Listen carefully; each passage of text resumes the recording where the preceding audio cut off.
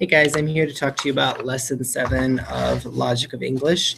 The first thing you're going to see is two new phonograms, the OA and the OE. They both make an O sound. This is the O that we may not use at the end of English words, not because it ends in IUVJ, just because it literally never is at the end of words, except for like a word like cocoa, which is not an English word.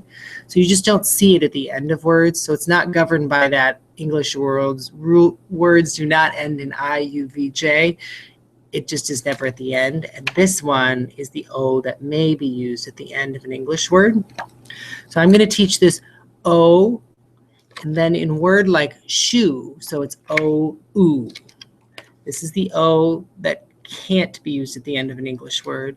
This is the O that can, but it's also the O-oo. As far as new rules this week, we never created a schwa card, or I never created a schwa card. So if you look at your pack of rules that Logic of English actually sent you, they were white. Remember, I made ones that were visual that were blue. I've talked to several of you. I really didn't even know at the beginning of the year how to make a card for the schwa. I'm starting to form some ideas in my mind, so I may create one. But the rule this week has to do with the O and the schwa sound.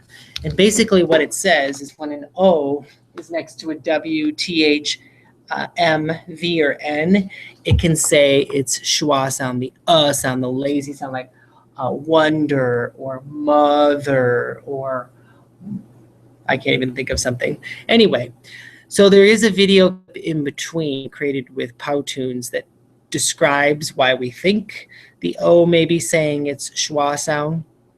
I'm thinking of ways to make a new card, but you let me know. This is my first time through this new edition of Logic of English, and the first edition did not have all of these lessons on schwa. So it's very interesting, isn't it? We've had like 4 lessons. The last 4 lessons have been on that lazy sound.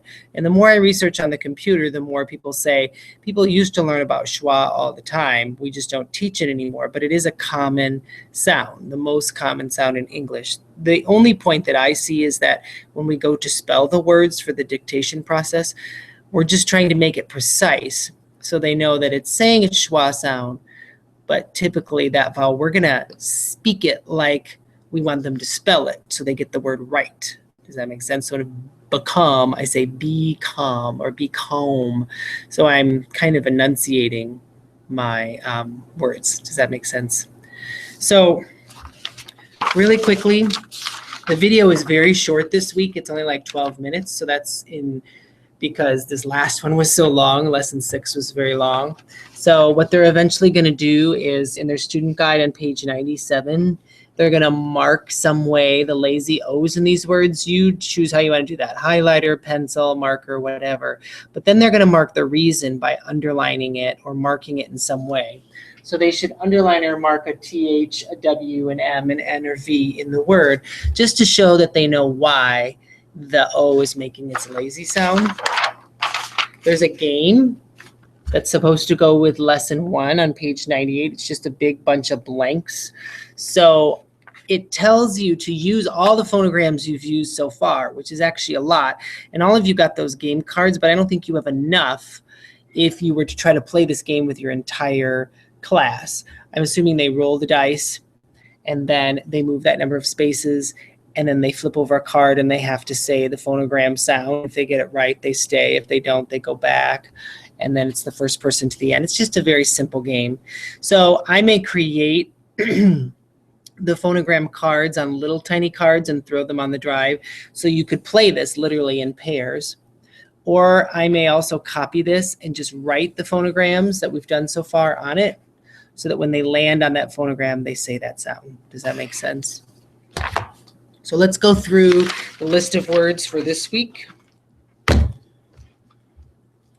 I'm going to start with list A. So if you're list B, you can just skip. And then list A, when we're done, you can go ahead and just click out. So number 1 is hill. Ha-e-ol, and they're going to double their O. Rich, ich. Use the ch, sh. Boat, ba-oat. Use the O that you can't use at the end of an English word. This is our new one, our OA. Tote, O, use the O that you can. That's the OE. Tall, T, A, O, double your O. This is the first time I think that List A people can see an actual word that fits the Waldo rule because that A is going ah. Make sure you point out a, ah. Road, ode, use the O that you cannot use at the end of a word. Room, room. River, I would do, because it's 2 syllables, riv, So you'd go iv, use the of her. Cheap, ch, e, p. Make sure you clarify a. Coat, k, oat. Use the O that you can't use at the end of a word. Egg, double your g. Soap, soap. Use the O that you can't use at the end of a word. Woman, I would say to spell whoa man, because it sounds kind of fun, but also because it helps them to spell it. Whoa man. So you go whoa, n, whoa man. If you want, you can have them mark a line over the top. But frankly, we don't say whoa man, we say woman. It's making its lazy sound. So, and it's because of this. So you decide as a group how much time you have to talk about that word. Door, This is the o. Be really careful with this one. This is only one of 3 words where the o makes o. And then floor, use the o. So that's list A. Let's go on to list B. Number 1 is throat. So you got o, t. Use the O that you can't use at the end of a word. Address, I would say to spell address. So they hear both does. Add, s, and double your s. Scarlet, say to spell scarlet. R, o, t. Clarify that this is the little c. It's the c, the k. Breathless is number 4. Breathless.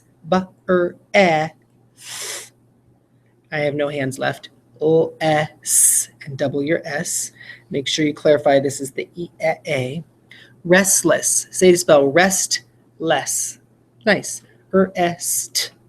O-S. Double your S. Ostrich. I would say to spell ostrich. Ostrich. Ostrich. Front. Say to spell front. Front. I would enunciate that ah so they hear that it's not a U. But we say front. That's that O being lazy. Doe. I don't even know if they know what this is. This is a deer, obviously. Do. Use the O that you can use. Spinach, I would say to spell spin-atch. Spin-atch. Spin-atch. Raccoon, say to spell rack-coon. So they hear 2 k's. And they need to know this is just the plain C. It's the K's. There's no CK. Student, say to spell student. And make sure they underline the U since it's saying its name. Number 12 is teacher. Say to spell teacher. Each. Like her. Odd. Say to spell odd. Odd. And double your duh. Charming. Say to spell charming. Charming. In kindergarten, say to spell kindergarten. So kindergarten.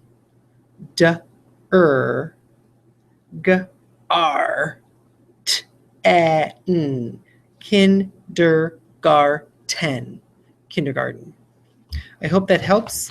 Let me know if you have any questions. I did clarify in the video with the kids that some of these rules we're taking a little bit too literally, like the Waldo rule. Remember, we have to remember that some of these rules are a may, meaning they're not always, or yes, a definite. There are some that are like that, but the Waldo rule is not. So I apologize. I didn't put that on the poster outside of the bathrooms upstairs. It says does. And so I'm going to add a little may because that was my fault. We need to clarify with the kids that some of these rules we can't be so dogmatic with because that's not how English works, right? Thanks. Bye.